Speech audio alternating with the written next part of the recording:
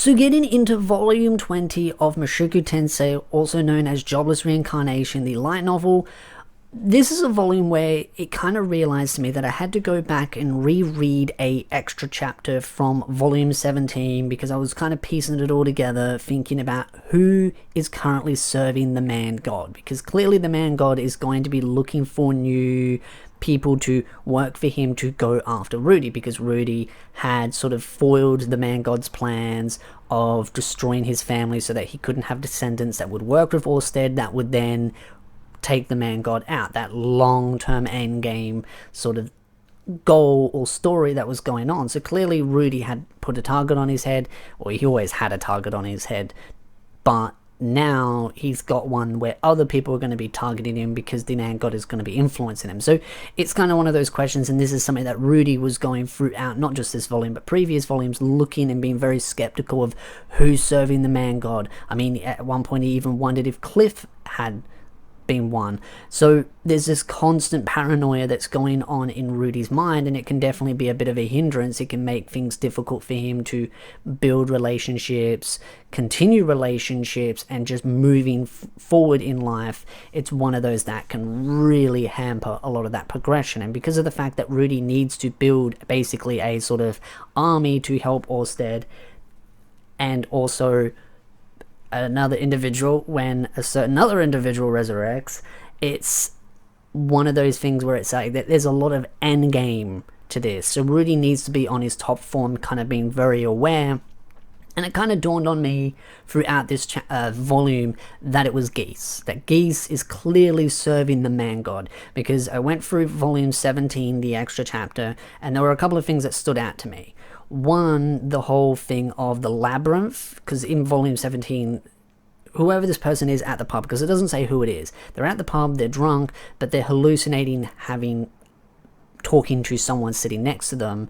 That's what others would see, but for him, he's clearly seeing the man god, this person. And they bring up three major points. The labyrinth, it did not go so well, which could be Paul's death. And then also sort of this reluctant to want to hurt Rudy. So this individual referred to Rudy as the same nickname that Geese gave it. So it's like the labyrinth did not go so well, and then the nickname that Geese gave Rudy, it's very obvious once you put those three together that it is Geese.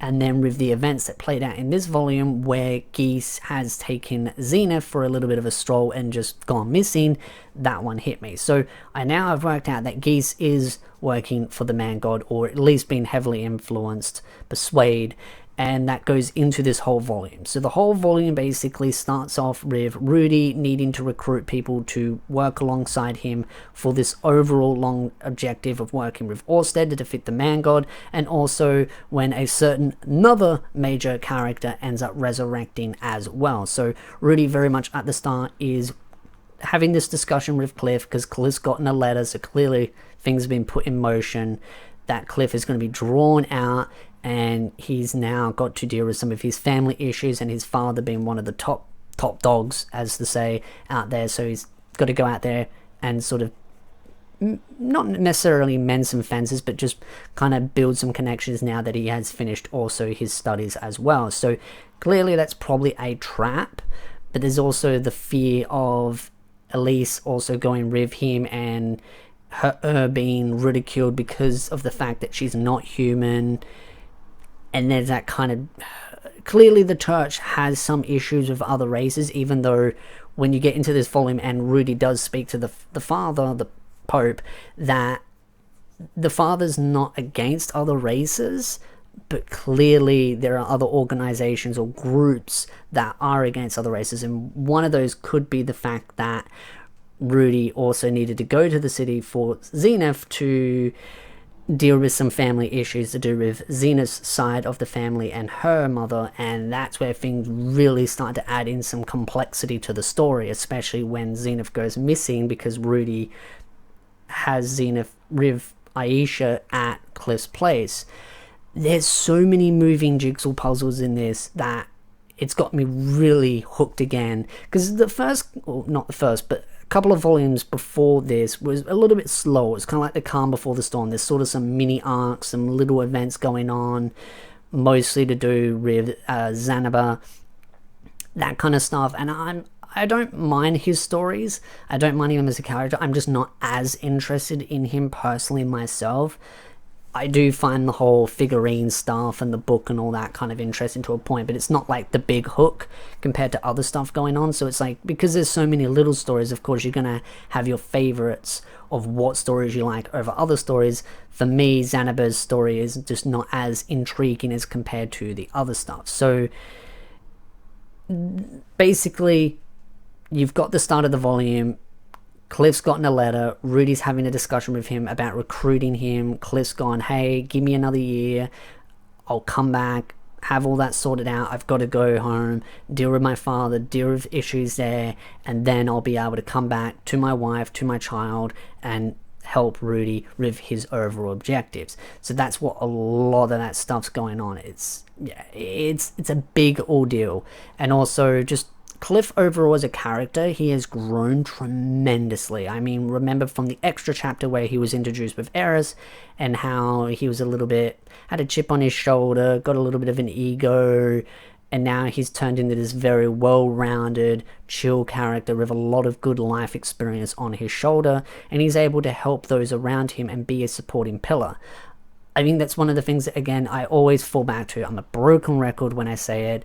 This is why I love Mushoku Tensei, because it's about realistic characters doing realistic things. It sounds so simple and dumb to say, but it's just one of those where you really feel like these characters are grounded.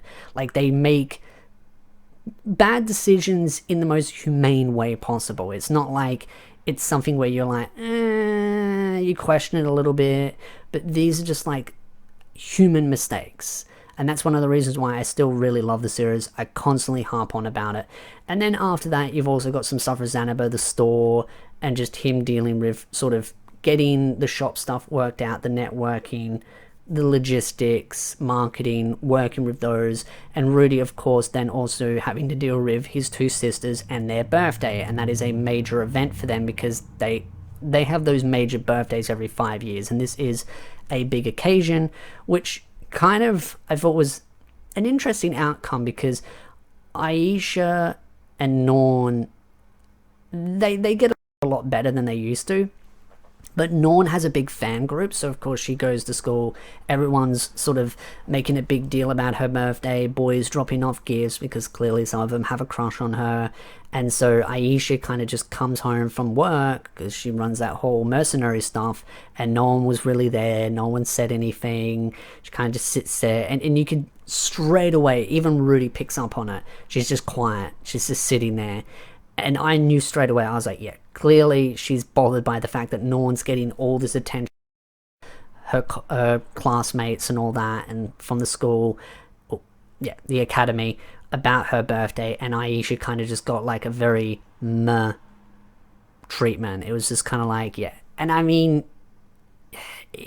I know some people might pick at it and be like, oh, she's been ungrateful, but it's like, you gotta realize she's a kid. She's watching her own stepsister getting all this more attention because her sister's at the academy, she's beloved and all the rest. Aisha does a lot of work behind the scenes, and so for her colleagues, or other work colleagues would be the best way to put it, didn't really give her quite the attention. It would have drawn her enjoyment down. But then big ruckus outside happens, two little cats rock up with a nice big feast with the boys behind them, and they're like, hey, happy birthday, we went out for a hunt, we brought you back some game, let's have a feast. And then that sort of squabbling between the two, and that's when you really see that joy come out of Norn, that connection. And then that Norn realizes, oh, they didn't forget about me, they were just out getting some game, because they're beast people, so of course their idea of a celebration, even if they don't celebrate the every 5 years, but their form of a celebration is, let's go out, let's get some game, let's bring it back, let's feast, let's enjoy. And it's more about the family connection rather than like the gifting itself. And so that to Norn, she realized that they didn't forget about it, and I just thought it was a really touching moment. I thought it was just one of those where you're like, even Aisha kind of got a little bit touchy about it all, but it was like Aisha kind of like, you know what, I'll moan about it, but it is what it is. I just thought it was a really nice moment because clearly Norn has a connection with the mercenary group. And I like that. I like the fact that they respect her. Even though she's much younger, they still respect her as the boss. And they still treat her like exactly what she is. She's still a child in a sense, but they also give her the respect that she deserves. So they treat her like a child because she is still growing up. She's still got some maturing, but they still treat her like an adult in some aspects as well. So there's kind of like that double-edged sword. They're like, yeah, you're still the young one in the group, you're still our boss, but we'll treat you with the respect, but you're still, you're that young one. So I really love that.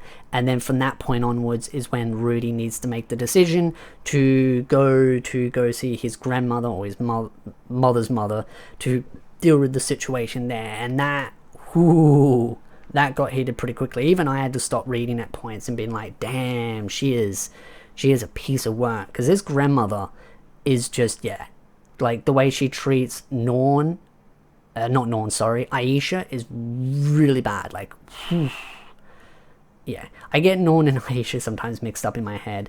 I know who they are, I just sometimes get them mixed up.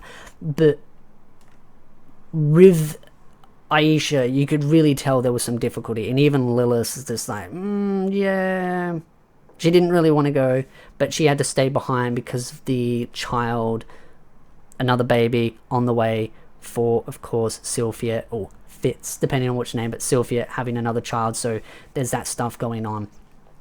But Rudy just snaps. He just absolutely breaks it and just ends up ripping into this grandmother figure, especially when she went on. This is the particular part that he broke out, was when she mentioned about the mother being, or Rudy's mother being basically pawned off as another marriage, being like, well, she's still, can bear children, I'm just going to pawn her off in another marriage for political power and strings and stuff. And that's when Rudy's just like, nope, that ain't gonna happen. And one of the things that I really liked about this part was the monologuing in Rudy's head, and the justification for him to be angry, he points it out, is that it's non-consensual. Like, Zenith has she's got amnesia. I do question how much that amnesia is there, because Zenith was like, stands up on a cart and points to geese, so clearly she knows and recognizes people. So I don't quite believe the amnesia part in it, but I feel like what's going on in Zenith is probably like dampening her emotions and her ability to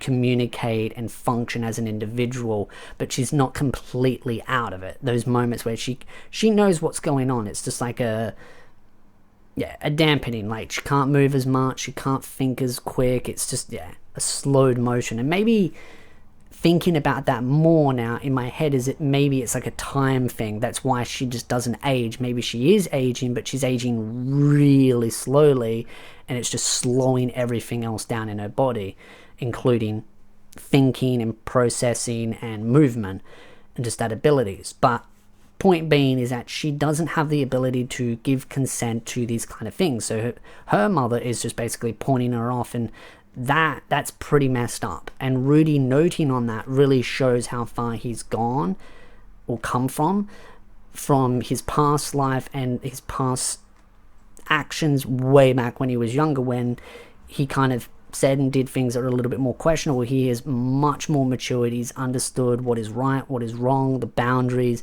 and he has grown up as an individual. And so that's that moment where I saw another, like, sort of part to the a piece to the jigsaw puzzle, where you realize that Rudy has come a long way, and that thought process really complements that. But basically the ending is Rudy gets angry, he stomps out, basically fires some stone cannons at the guards, takes Zenith out, and then Zenith goes missing when he had to go deal with the Pope stuff, and Aisha went out to go do groceries. And that's when it kind of twigged to me, and I was like, it has to be Geese, because one, they described Geese was the one that took her, but the fact is that Geese took Zenith right when Aisha wasn't there. So specifically, Rudy wasn't there, that's one coincidence, and Aisha wasn't there.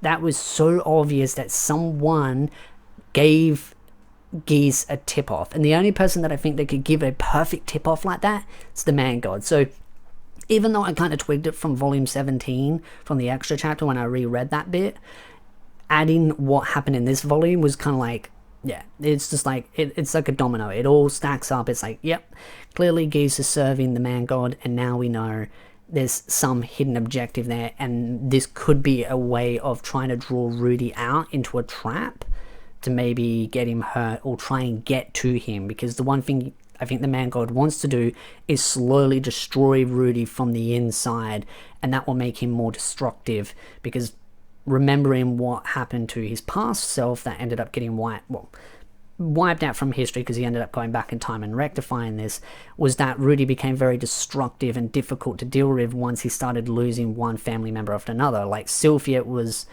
not Sylphia, Roxy was the first one to go, and that did a lot of damage to Rudy's psyche or just mental fortitude, and then that led to Sylphia basically distancing herself because of that, and Eris wasn't part of the picture in that timeline. So, and then Eris still ended up dying as well. So it just shows that if Rudy loses those close to him, he becomes very destructive. So protecting that mind is very important. So I think the man god kind of probably has a good idea how to get to Rudy, and I think that's what he's trying to do. So it's a big volume. We don't know where Zenith is by the end of this volume. Very much looking to volume 25.